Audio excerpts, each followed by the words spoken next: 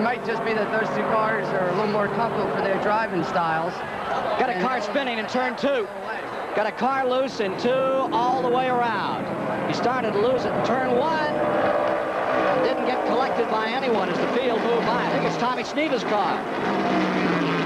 Tom Sneeva's car. You could see it. Almost looked like he started to cut a tire down. It started to get away. He picked it up, went about another 100 feet, and then it really got out from underneath it. Second caution comes at lap 18, none counting laps now. It's an embarrassment for the Indy winner. They call him the gas man in open wheel racing. And he's going to have to come in and have a look here as the field once again slows down with 19 laps on the record book. First race here in the Iroc Series, 1977 for Sneeva. And he crashed in his first 2 starts at Michigan on this very track and at River Snods. Now here we are inside of Tom Sneeva's car. And he is electing not to come in at the moment, but you got to think he flat spotted the tires. Now we're inside the car, Chris. Let's see what happened. Well, I want to see how much he winds and unwinds the steering wheel. All right, you're about to go for a ride. You're in Cale Yarborough's car, following Sneeva, and see him get a little loose here? Sideways. Collects it. You know, it's interesting. Cale turned toward him. There's an old racing saying that when a car is spinning in front of you, you should aim for it, because by the time you get there, it'll be gone, and that's just what he did. Well, you could see that first correction he made, but then the second time up, couldn't hold on to it, and went out from underneath Tom Sneeva. He scored the lead in that one, Ken. Back in there again. Trying to move up in front of him. Way down low comes John Cock. And they touch, and Ungaius is sliding. Picks it up. No, can't gather it back. Hang in there. Keeps it out of the wall. You know, another second for that, and say goodbye to one race car. Caution's out. Caution is out, 3rd time today. 2 spins for the IndyCar boys and 1 for the road racing boys. Well, even a half second there with those 3 cars running side by side, and it would have been a calamity corner. So he can take on Tom Sneeva now for last place. Danny Ungaius, who has just made a tremendous run. Get a chance to look at that one again. Dicing for the lead. 5 cars. Up in 1 and 2, and let's look at replay. What happened here? Now there's Ungaius, down low. John Cock taking the inside. Was there a tap? No, I don't think so. I think Danny went down and the car got loose. Now he's really trying to save it here. He's gathering it up, as they say in racing. Look at Bonnet starting to take evasive action on the brakes. Danny's hanging in there, but you know, 3,250 pounds of racing car wanting to go where it wants to go. It doesn't behave too much under these circumstances. 0.8 of a second, 1st to 5th. There you see the leader, Gordon Johncock. 2nd, Neil Bonnet.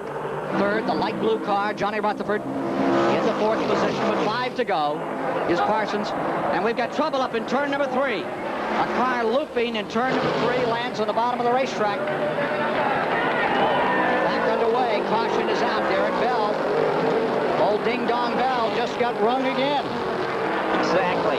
Oh, poor Derek. His reputation will suffer. Derek Bell, runner-up for the World Endurance title, setting an endurance title of a far different nature here today. What Derek Bell is doing right now, Ken, is figuring out his exclamations.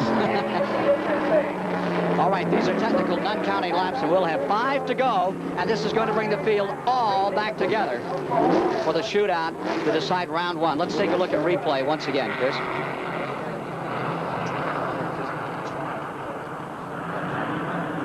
Oh, looks like the Earnhardt car was there. They got in contact.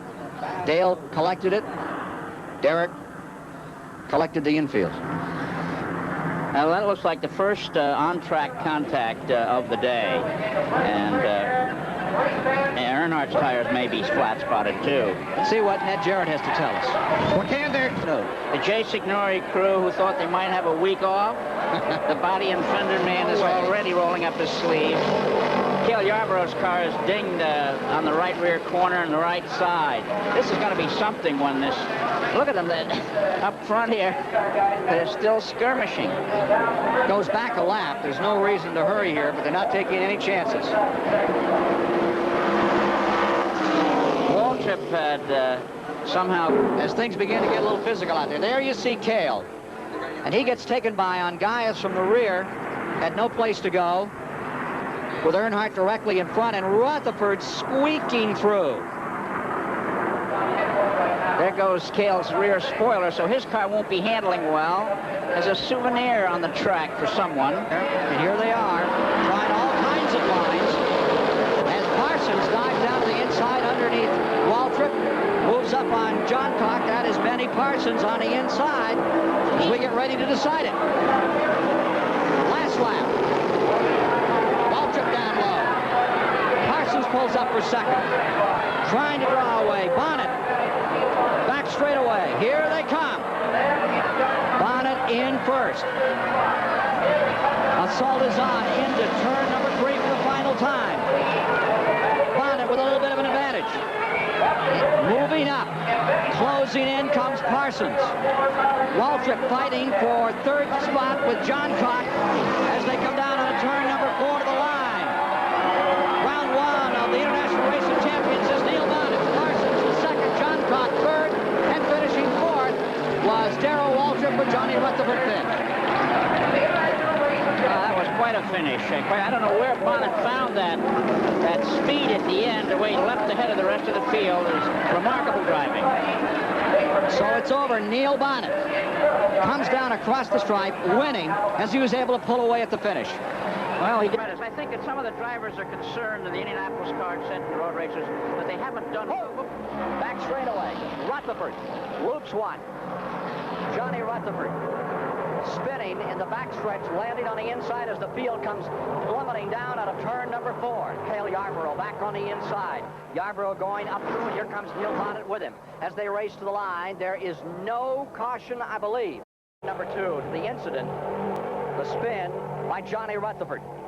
The 3-star, 3-time Indy winner, spinning on the inside. Looked like he might have got a little tap there. Well, it looks like he almost took someone with him as well. That's a tough break for Johnny, who's had a tough couple of years in the sport. In 7th and closing up. White flag is out, 1 to go. John Cock into 5th position. John Cock into 5th, Parsons in 6th. Waltrip in 7th, last lap. Down to the bottom of the racetrack, using up some ground. Now the hole opens up. Here comes Bonnet on the inside out of turn 2.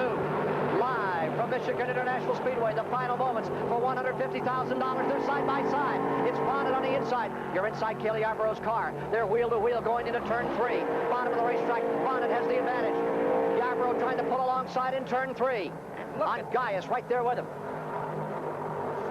Side by side for third as well. Sneva pulls up on Ongaias. Now there is the Sneva car, and there is Ongaias. They're all together coming down for the checkered flag at the line. Bonnet comes across first, but that will not do it. Sneva will take third at the finish line. The overall winner of the International Race of Champions with most points accumulated goes to Cale Yarborough. Yarborough will win the 4-race series, round 4, won by Bonnet. Carries his season prize money to over $500,000. $150,000. Neil Bonnet wins the round. Yarborough wins the war. Back with interviews with the winners today here at Michigan after these messages.